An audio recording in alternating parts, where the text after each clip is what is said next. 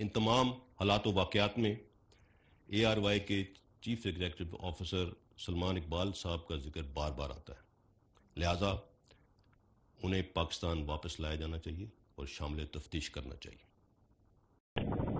اس media trial میں ARY channel نے بالخصوص پاکستان آرمی اور لیڈرشپ کے حوالے سے ایک جھوٹے اور سازشی بیانیے کو فروغ دینے میں اسپن ڈاکٹر کا کردار ادا کیا اور ایجنڈا سیٹنگ کے ذریعے فوج کے خلاف ایک مخصوص بیانیے کو پروان چڑھایا۔ نیشنل سیکورٹی کمیٹی کی میٹنگز اور اعلامیے کو غلط انداز میں پیش کیا گیا، حتیٰ کہ دوسری NSC میٹنگ میں اسد مجید صاحب کے حوالے سے من گھڑت خبر بھی چلائی گئی۔ پاکستان آرمی سے سیاسی مداخلت کی توقع کی گئی جو کہ آئین پاکستان کے خلاف ہے۔ لفظ اے پولیٹیکل نیوٹرل کو ایک گالی بنا دیا گیا۔ اس تمام جھوٹے بیانیے اور گمراہ کن پروپیگنڈے کے باوجود ادارے نے اور خاص طور پر آرمی چیف نے نہایت ریسٹرینٹ اور تحمل کا مظاہرہ کیا۔